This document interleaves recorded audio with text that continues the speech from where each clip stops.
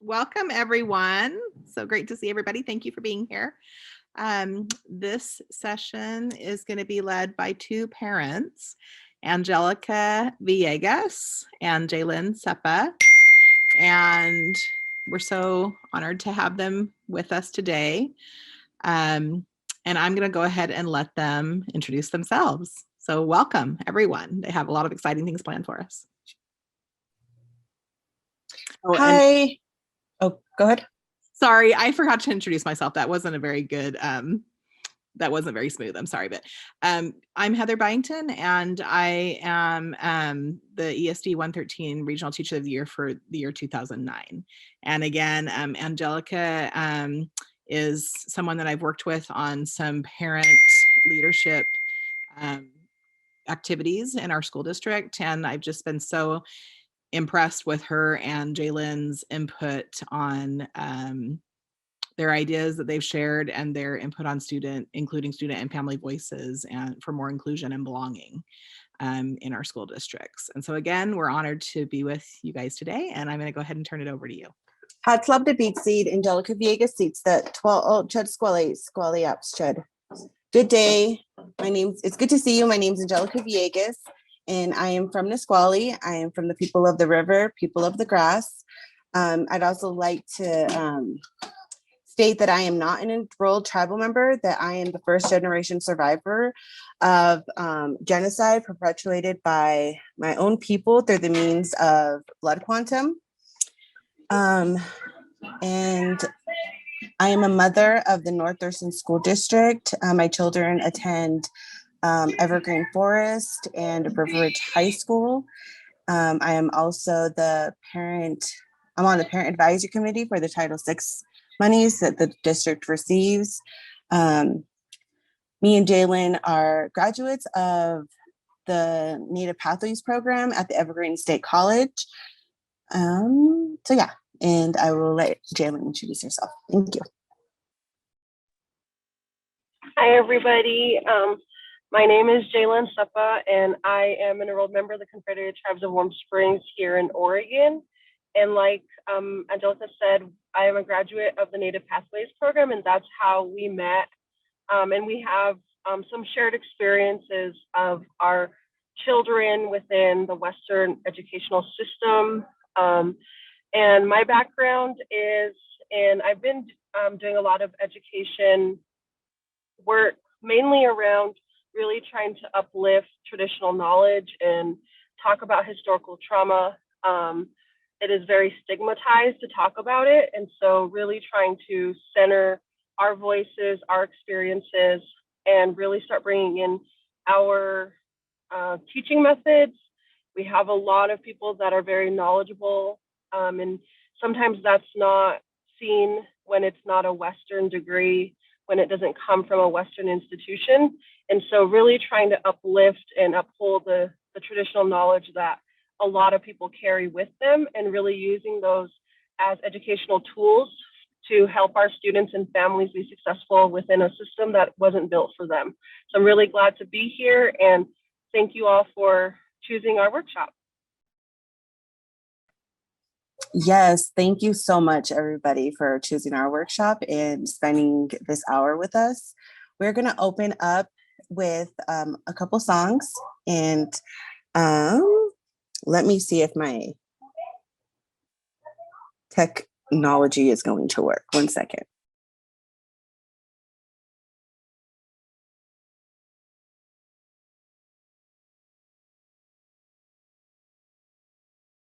Okay, so we're just going to start with one song, and if we have time, we will close with this song. But I'm also going to start sharing my screen. So maybe we can start with introductions, if not, because there's not that many people in here. So if you guys want to start introducing yourselves, popcorn style, and then we can, if you want to introduce yourself, you can pass it on to somebody. Thank you. So I introduced myself earlier briefly. I'll just quickly do it again. Heather Byington, one of the conference planners. Happy to be here.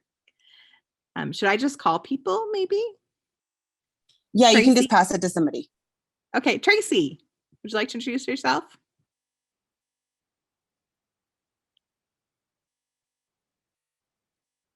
Okay, maybe Tracy had to step away. Oh, there we go. No, I just have to unmute.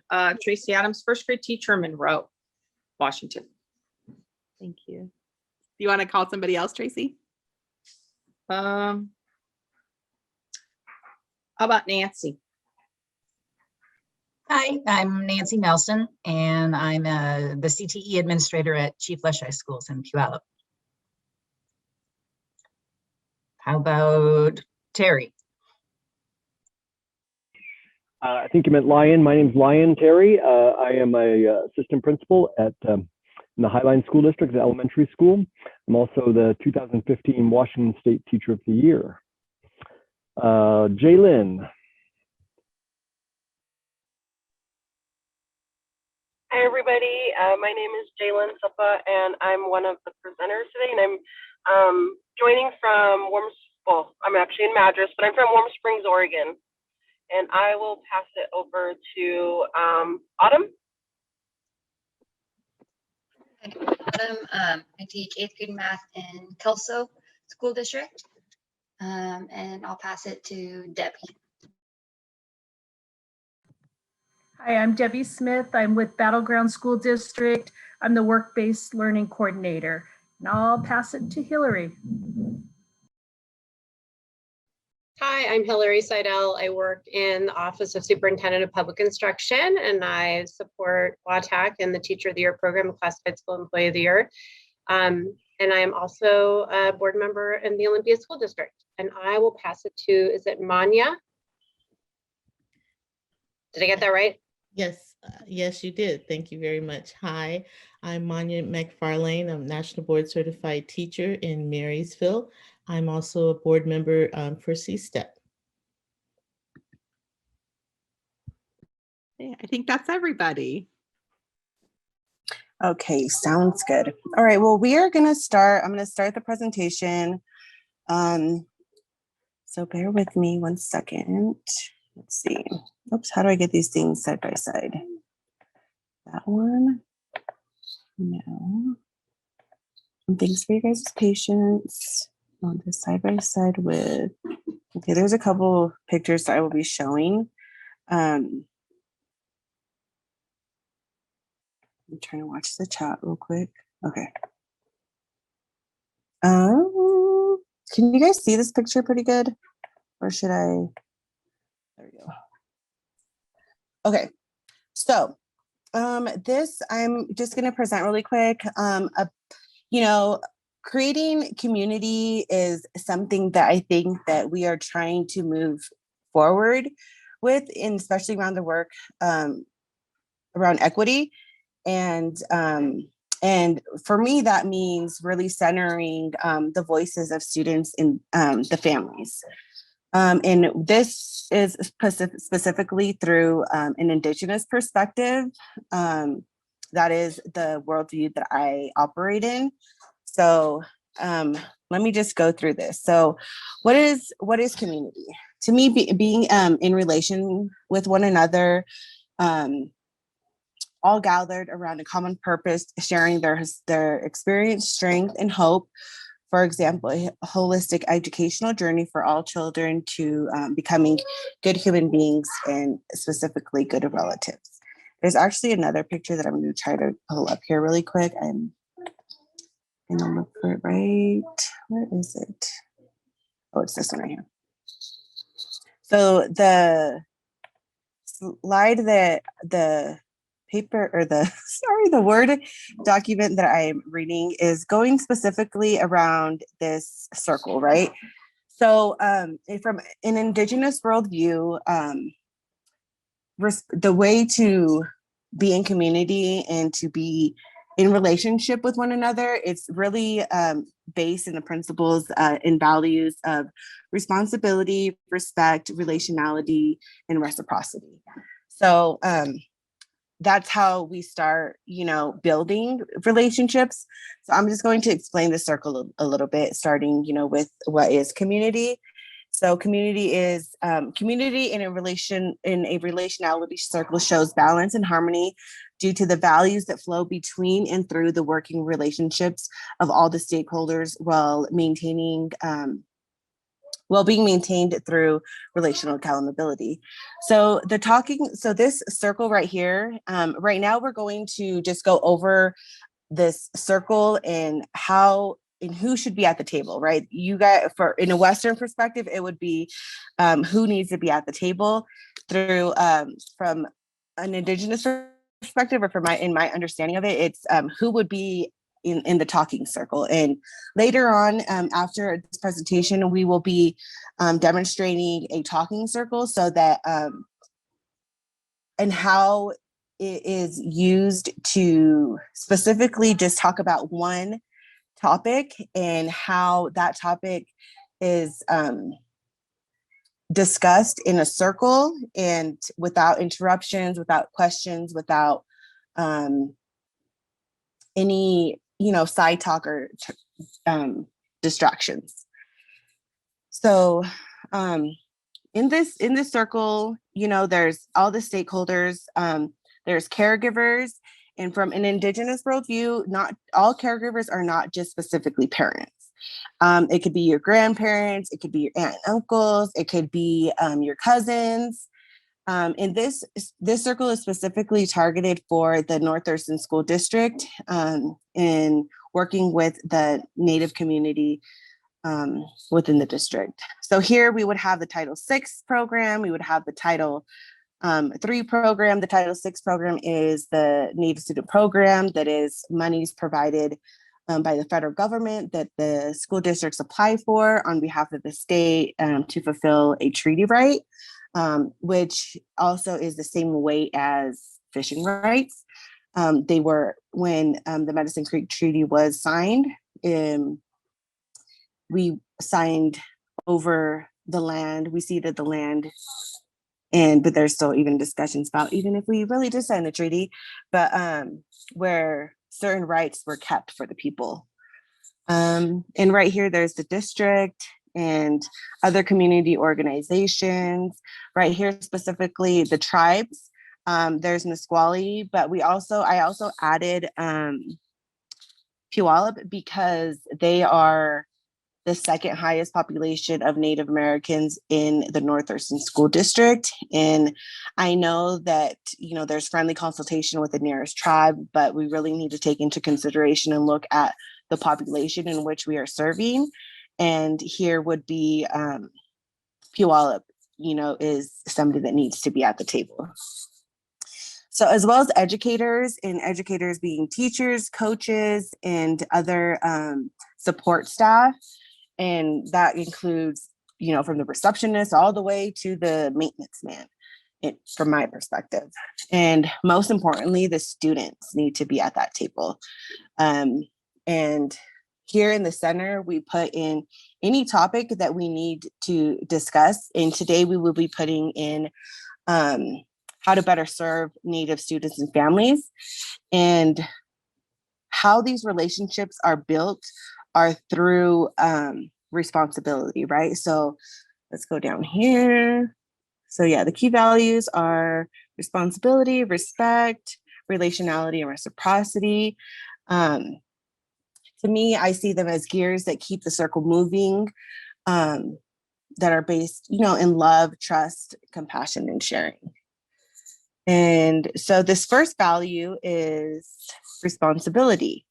So when we all feel that we are invested in the well-being of everyone in the community circle on a deeper level, because when we are able to do that, from Indigenous worldview, we see each other as like aunts, uncles, sisters, brothers, aunties, grandmas. And so when you're invested on a deeper level like that within a community, and we see each other as immediate family, we are connected, right? We are more invested on a deeper level, right? So if it was your daughter, if it was your niece, if it was your cousin that was, that was facing these issues or that needed help, you would be more invested, and that from an Indigenous perspective, that's how we view our community. Everybody is family, and everybody matters, and everybody counts, and we take care of each other in that way as if we were an immediate family. Okay, showing up ready to work because our family members depend on it, and the work is done from a place of love. So, for example, I am dedicated to this work because I love these children and have a sense of responsibility to them. I'm accountable for their beings and livelihoods. When everyone in the community feels the genuine and authentic love, the work can then be internalized and become part of one's being. It's, to me, I see it as the blood that flows through our veins that keeps us alive. These values are the lifeline flowing through the circle. So it's really important that all the stakeholders feel a sense of responsibility to the community. And that is demonstrated through right here. You can see through the sense of love, right? When we have a sense of love for each other, then we're invested, right? It's internalized. So then we move on to to respect. Respect is important because when we are able to have respect for other perspectives, experiences, and being together, we reimagine the world, right? So when we have respect for others' perspectives, experiences, and beings, together we can reimagine the world. So what does respect look like? So these are some quotes from the book Research a Ceremony by Sean Wilson. And respect, and he states that respect is more than just saying please and thank you, and reciprocity is more than just giving a gift. According to the Cree elders, showing respect, and I'm not going to try to pronounce their language, is a basic law of life. Respect regulates how we treat Mother Earth, the plants, the animals, and our brothers and sisters of all races. Respect means you listen attentively to others' ideas, that you do not insist that your idea prevails. By listening intently, you show honor, consider the well-being of others, and treat others with kindness and courtesy. So respect, especially in, I think when working with students, I think that really working with students and Native families, that historically we have not felt respected. Our culture has been mocked, our culture and our identity has been disrespected and, perpetuated through means of, cartoon figures and figures of the past. So really, ensuring that the students and the families feel that sense of respect is very important in order to keep the circle flowing, right? And the way that we can gain respect is through trust. We have to be able to have the trust. Our students and families need to be able to trust that they can come to us and talk to us about whatever it is that they need and not feel that their voice didn't matter or that they're not important. So in order for us to even start sharing, I think that we need to have that sense of trust established, and which that nurtures the sense of respect, right? So then if I feel that you trust me, or if I feel that I trust you, then you can gain my respect. And remember that these are only things from my perspective as an Indigenous woman, and that Indigenous communities are very, very diverse, and that not just because I think of something and I see it in a certain way doesn't mean that that is how it is for everybody.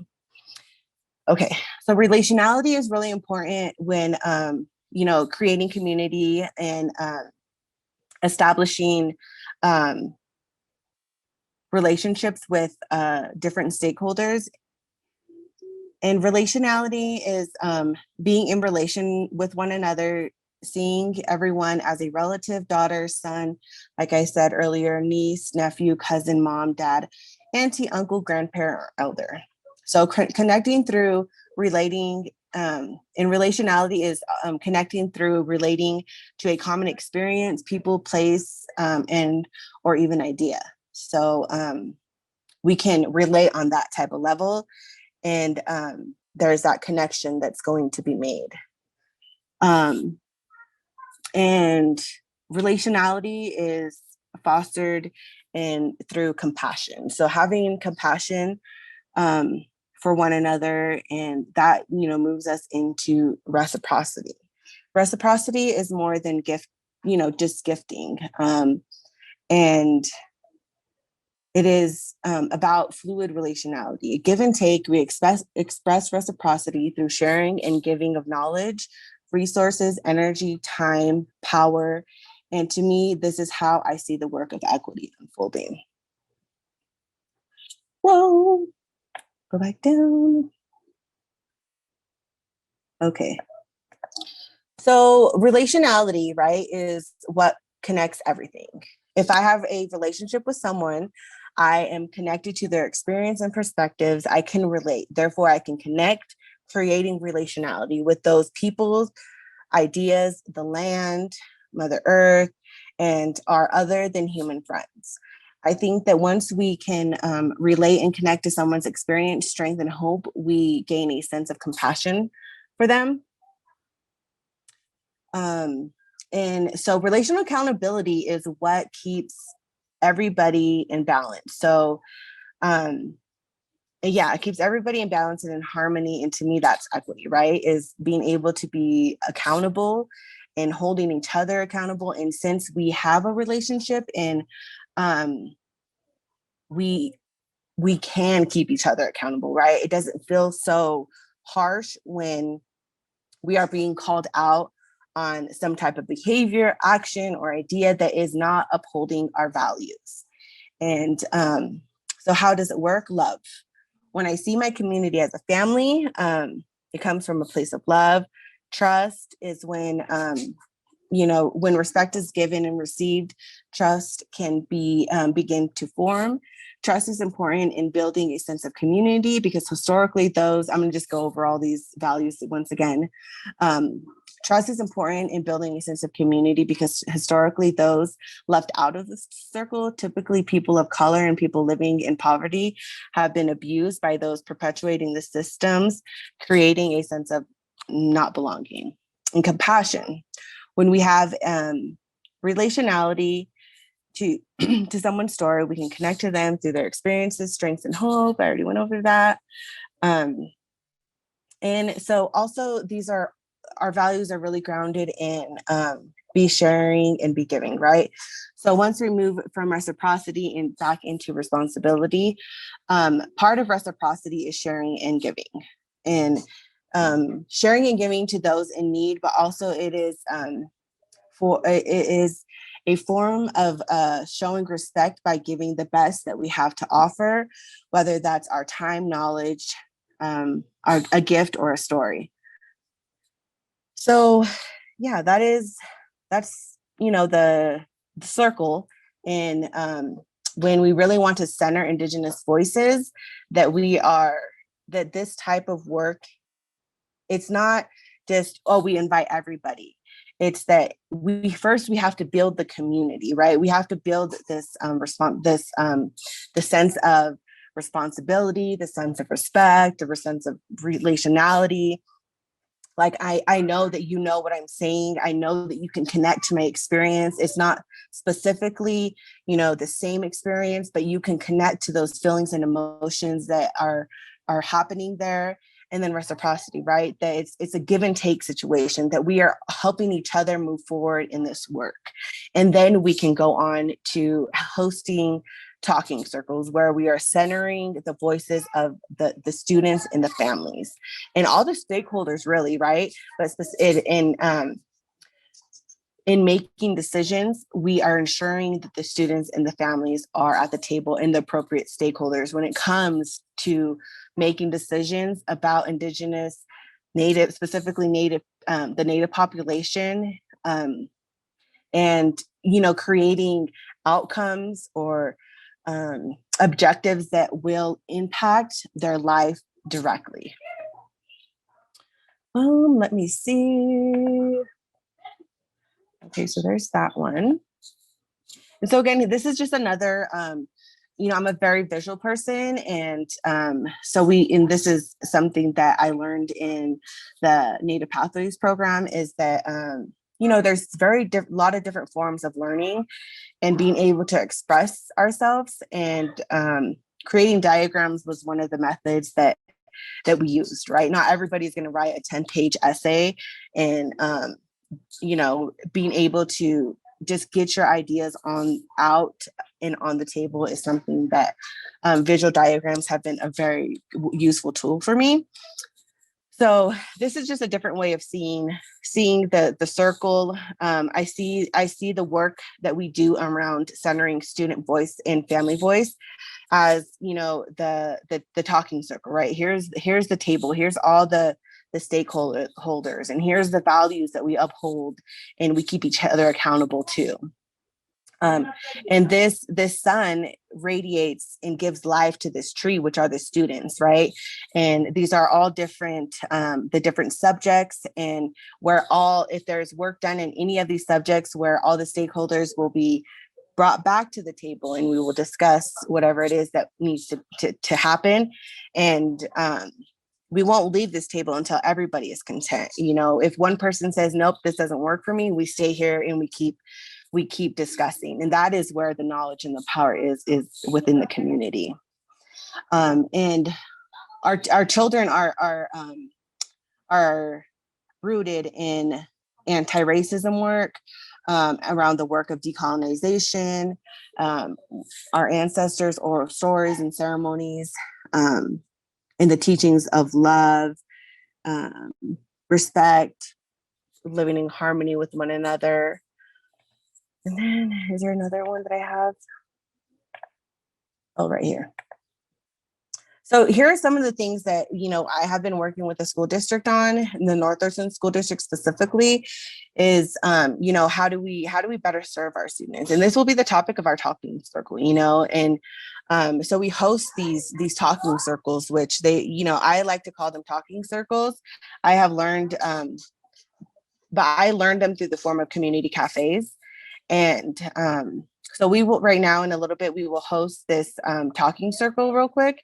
And then what would happen would be, there would be like a harvest or a debrief, and then there would be a gathering of data, which all the stakeholders would then be welcomed to discuss that. And then we would be creating a plan on, okay, how are we going to meet our goals? How are we going to really meet the needs of the community that we're trying to serve, you know?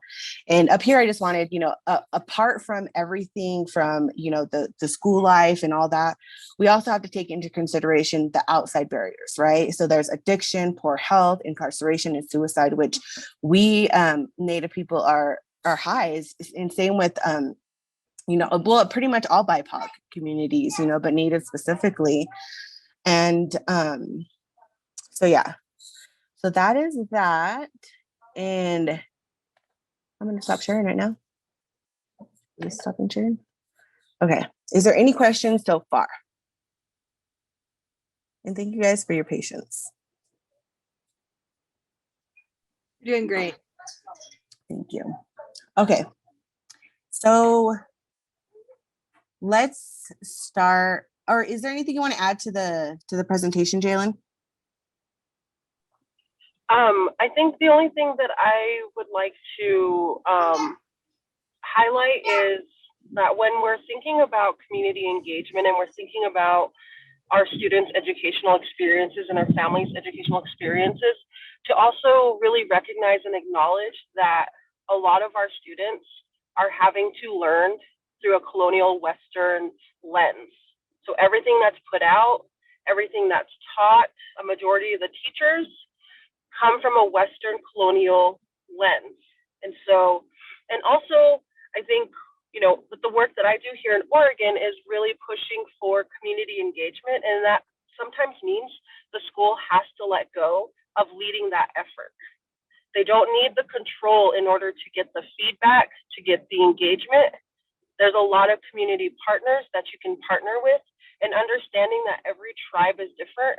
And also just understanding that when you talk of tribes, you really have to look at that specific population's history, because in my tribe, we're a confederated tribe and there's 3 tribes. But before we were designated to be a tribe, we were bands, and it was like family units.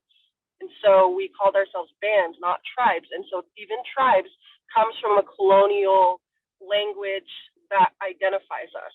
And so really, really looking at how you're approaching your community engagement and understanding that you're coming from a lens that runs through this entire system.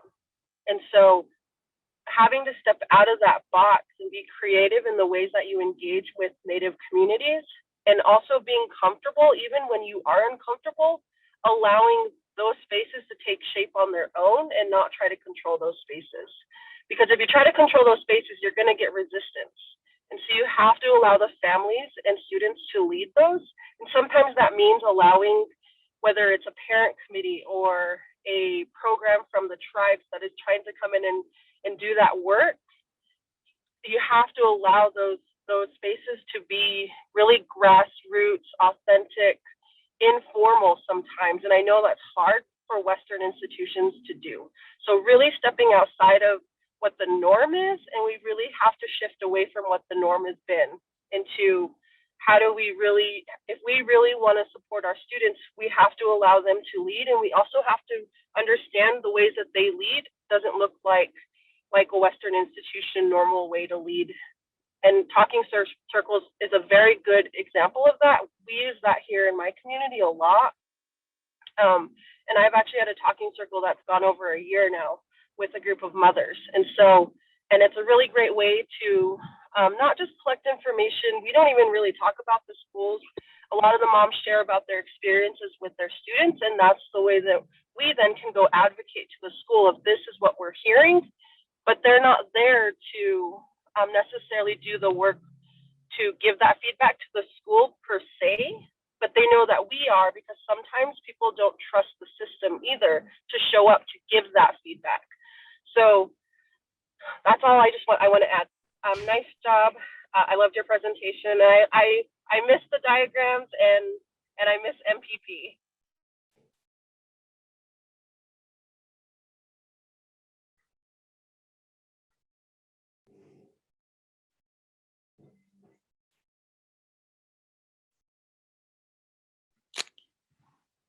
So Angelica, I don't know if you noticed that there's a question in the chat from Nancy, and I'm wondering if when you do the talking circle, if that will maybe be a way to answer, one way to answer her question. But she said, can you give an example of an event that would feel welcoming? And then welcoming to me? I think that because you know, we were talking about involving families and students in the leadership that's happening. That, you know, Jaylyn was talking about that, about having the community members lead work that's happening in the schools. And so, and Nancy, if I'm not stating your question correctly, please clarify in the chat, but that's how I'm interpreting it. So I'm wondering, we have about 15 minutes left, and I know you want to do the talking circle, and I'm wondering if the talking circle is an example of one of those structures or one of those ways of including community voices, you know, welcoming community and family voices in that conversation about making decisions about what's happening in the school. Okay, well, I'm just gonna say Jaylyn can take over there, and we can just do a Q&A right now, because I know that, you know, this is like a huge topic, and but also I really want to say that please do not do any of this work without professional development or around the work of racism, anti-racism. And so I'm going to put in the chat a link where you guys can go to get some PD around that. And I'm just going to turn it over to Jaylyn, and then she will let us know if we're just going to go on Q&A or do the example of a talking circle. Thank you. Yeah, and I will add to what she just said. I think it's always there's a lot of people that are probably what you would call experts in your area. Reach out. I think that's, one of the ways is when you're through your engagement, you're going to learn who the leaders are. And that doesn't mean like a tribal council rep or on committees. Sometimes that's an active parent who's actively engaged, and you hone in on their skills and abilities to be in community with you in order for you to start those relationships. So what I'm going to do is, this is a great question, and this is actually how I would run my talking circle, is with the question that was proposed, we're all going to go around and answer the question. Let me just pull it up so I can see it. Can you give an example of an event that would feel welcoming? So because we're all from different backgrounds, we're all going to go around and we're going to talk about what an event would look like for me to feel inclusive. So I'll give an example. I'll start it off, and then we'll all just go around. And I know we only have 15 minutes, so if we could just try to keep it within a minute. And this is just an example, and then you'll be able to pull from everybody's examples of what would be an event that you would feel comfortable making sure that you're representing everybody in the room. So can you give an example of an event that would feel welcoming? So for me, I think if let's say the school district's coming to me and asking me, what would you need in order to feel engaged as a parent? I would suggest talking circles or focus group. I am so tired of surveys. Please do not give me a survey that's online or on paper. I will not fill it out because I'm so tired of it. And in my school district, just for background, that's how they collect information. And they never get over 100 responses. And they have, our school district has roughly 36%. We're the majority. Native Americans make up the majority in our school district. So 100 surveys is not inclusive at all. And so I would recommend focus groups on different nights led by parents to be able to allow them to first develop their leadership skills, but also you have to understand that there is dynamics within community. And so I may not go to this mom's because maybe her daughter is bullying my daughter, so I'm not going to go to her circle. But I might go over here to Samantha's circle because our daughters were neighbors and I feel more comfortable with her.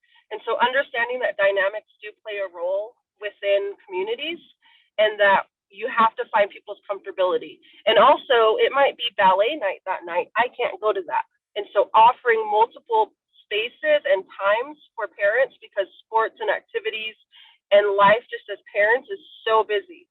I would also say offering childcare, food, and stipends is a really great start.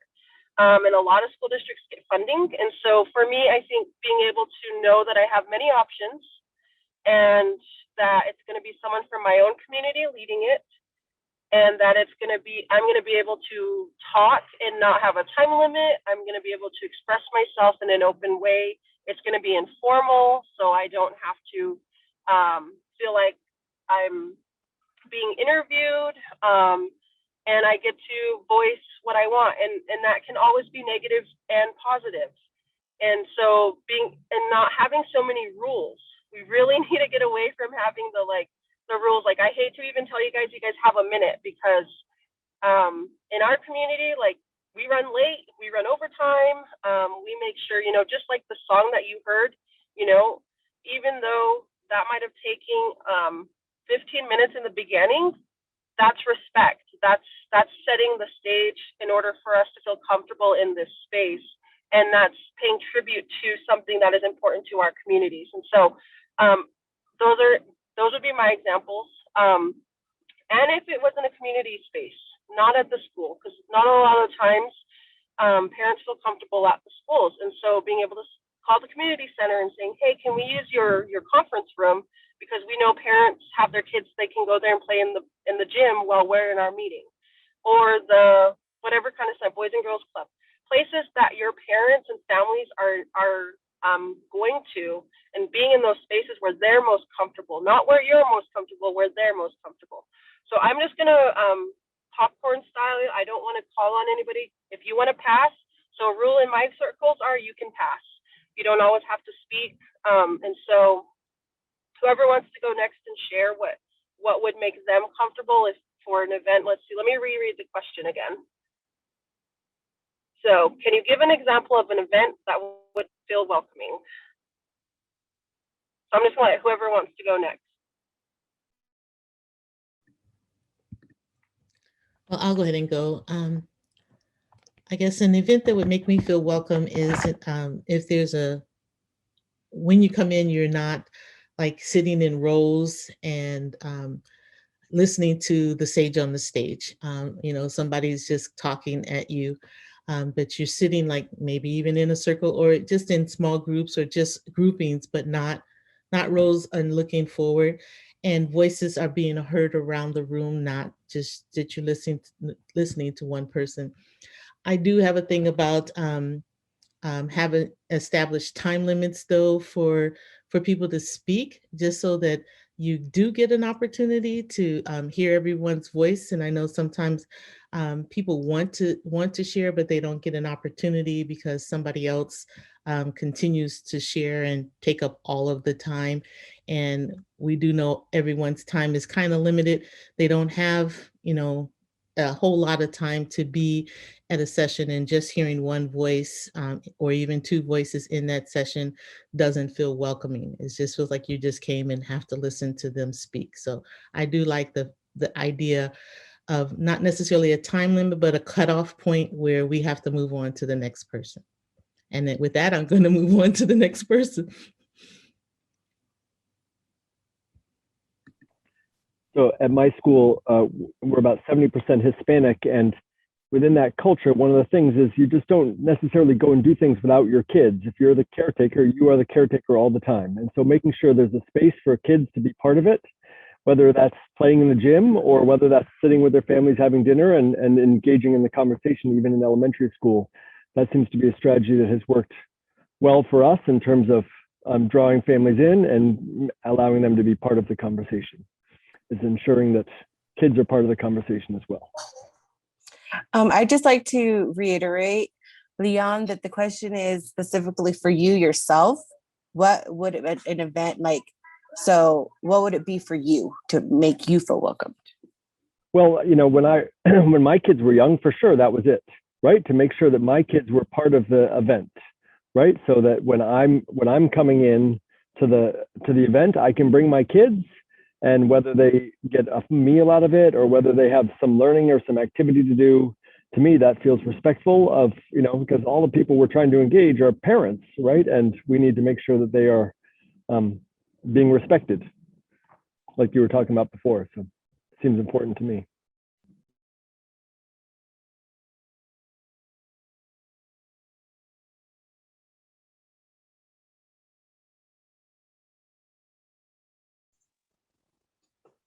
These answers are awesome, and I'm trying to summarize what people are saying in the chat just because it helps me to write them down. I think it's ironic that the lack of structure makes other people feel comfortable, because for me, structure is what makes me feel comfortable. And I think that's probably my cultural background. But I also think teachers in general feel like if we're going to have people together in a room, then we need an exact plan and to do our best to try to stick to that plan. And that's something that we maybe need to reconsider in the classroom, as well as when we're engaging parents. When there is a structure about time and about who speaks, I guess then I'm more comfortable because I can see where I fit.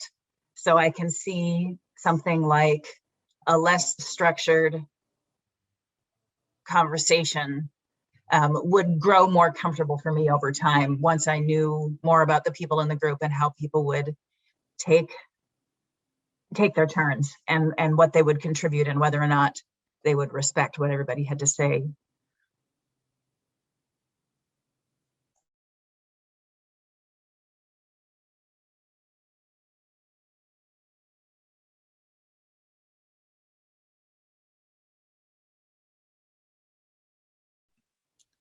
Okay, we have one more minute. Because we are functioning in this Western system, we do have one more minute to share. And then I'm gonna start the song and then we're gonna close out with that. So I was just going to say that for me, when I feel really comfortable in that kind of setting is when there's a moment or a few moments at the beginning to talk about things that are not related to that school topic. So how's your family? How are you guys, like sharing that kind of, what you were talking about, Angelica, about the relationship piece. That makes me feel more connected to the people and like we have that caring relationship.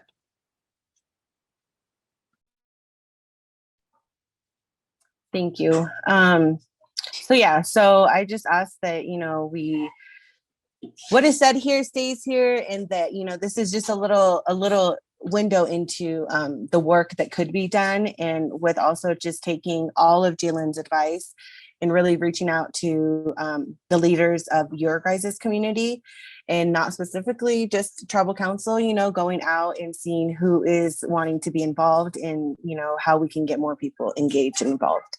So with that being said, we're going to end our talking circle with a song. And I just want to thank you all for coming and participating in our talking circle. And I hope you guys have a great afternoon. Let me see how I do this one more time.